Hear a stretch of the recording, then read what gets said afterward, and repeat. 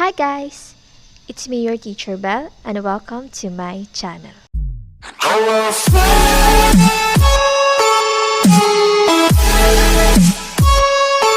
For this video, I will discuss pricing. So we will define pricing, determine the different factors affecting pricing decisions, identify the general pricing strategies, and the new product pricing strategies. Let's begin with the definition of pricing. Pricing is the act of determining the price of a product or service.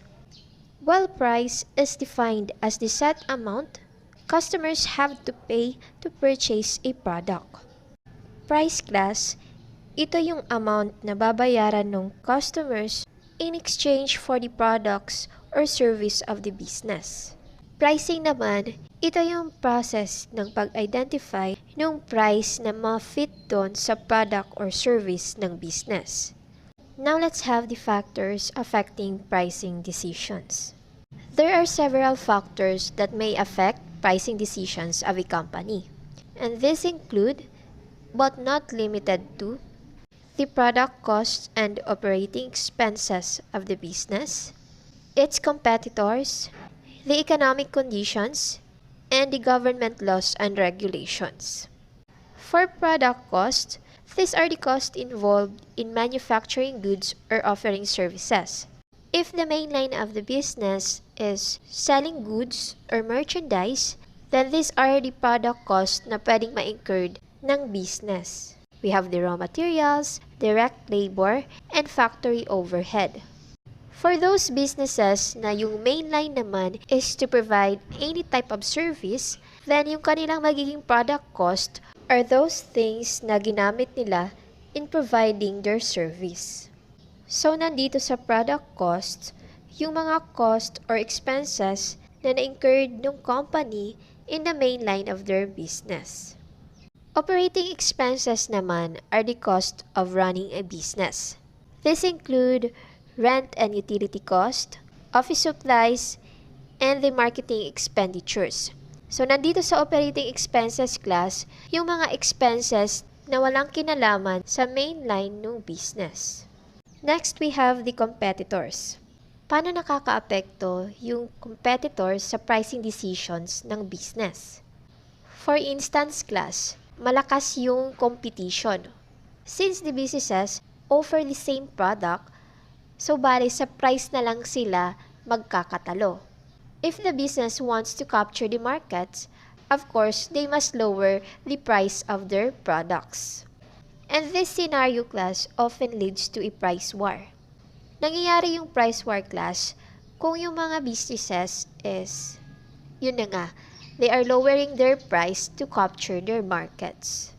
Next factor affecting pricing decisions is the economic condition. Economic conditions class can have a very strong impact on consumer purchases, which may also affect pricing decisions.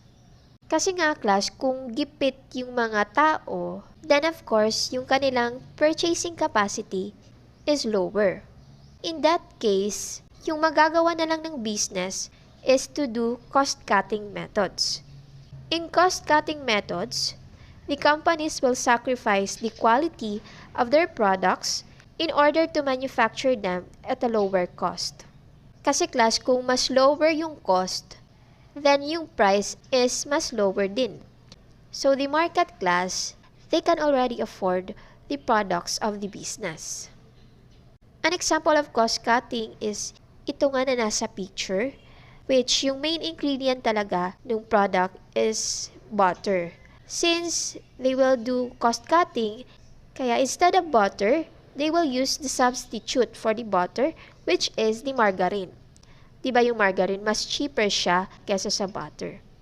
The last factor that affects the pricing decisions of the business are the government laws and regulations. The government may sometimes impose price changes through laws and regulations.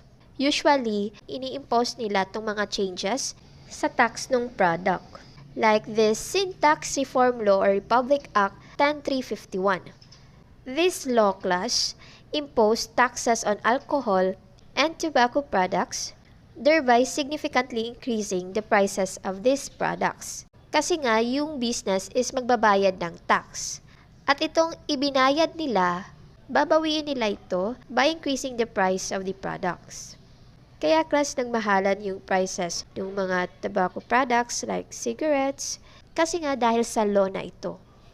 Now let's have the general pricing strategies. In pricing a product, the company must recognize the price floor or the lowest price where the company can earn profits and the price ceiling, which is the maximum price that customers are willing to pay for a given product. Bakit class na dapat i-recognize yung price floor and the price ceiling? Kasi class, if the product is priced below its cost, then the company will have a negative profit.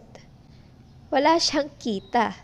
And if the product is priced too high, beyond what the customers perceive as the value of the product, then of course, no one will buy it. Kasi nga, mamamahalan yung mga customers.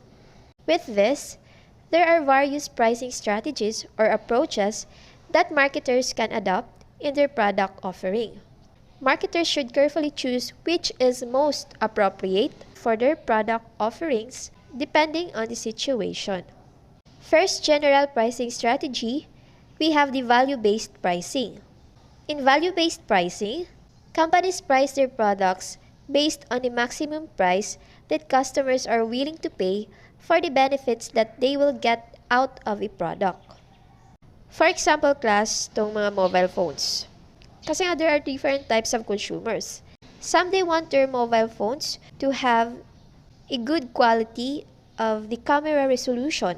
Siyempre kung mas maganda yung quality ng camera, mas mahal yung phones. But there are some consumers naman na okay lang kahit anong phones, kahit yung mga mura pa, as long as magagamit pa rin nila ito to communicate others. The customers will pay for the price of the products if that products will provide them the benefits that they are been looking for. Next, we have the cost-based pricing. In cost-based pricing, companies base their prices on the cost of manufacturing, distributing, promoting, and selling the products. For example, class, yung airlines. So we have the full-service airlines and the budget airlines. In full-service airlines, of course, mas mahal yung ticket. Bakit? Kasi nga the passengers have these privileges. For example, yung comfortable na space. Then, the food. So, those are some of the privileges na pwedeng magkaroon yung passenger in a full-service airline. While dito naman sa budget airlines, simple lang yung accommodations dun sa mga passengers. Kaya mas mahal yung ticket class dun sa full service kasi nga babawiin nung business or nung airlines yung mga nagastos nila dun sa pagbibigay ng mga privileges sa kanilang passengers. Last general pricing strategy, we have the competition-based pricing. In competition-based pricing, companies base their prices on their competitors' price. They decide to price the product higher than, lower than, or on a par or equivalent with the competitor's market offering. Kung malakas yung competition, yan, mahigpit yung competition, then of course the business will adjust to their price para yung markets sa kanila na lang bumili instead doon sa kanyang competitors. Now let's have the new product pricing strategies. The product introduction stage is the most challenging stage as this is when the product is still establishing its place in the market by building awareness. In order to address this, companies may use different pricing strategies, namely market scheming and market penetration pricing. In market scheming pricing, some brands with an established credibility and a huge following opt to introduce a new product with a high initial price to skim revenue layers from the market. An example of the brand that use this pricing strategy is the Apple. So the Apple class, they have this established credibility. Diba? They are well known for their products. And kada labas nila ng new model, pamahal ito ng pamahal. But after a few months, that model class is bumaba yung price for the others to be able to afford this. So this new product pricing strategy class, applicable siya for those businesses na naka-establish na ng credibility or yung mga well-known businesses na. While in market penetration pricing, the company decides to offer a new product at a low initial price to quickly penetrate the market. This new product pricing strategy naman class is applicable to those businesses na kakasimula pa lang. Since bago pa lang, yung mga tao, wala pa silang trust dun sa business. So hindi sila basta-bastang bibili ng products. To address that, the business will lower their price to quickly penetrate the market. Diba kasi sabi ko lang kanina na merong mga consumers na they consider the price in their purchasing. At kung mababa yung initial price ng products, then pwede nilang may kayat yung mga consumers na to purchase their product. That will be all for this video. I hope you learned something from this discussion class. But still, thank you for listening and see you on our next discussion. Oh, well,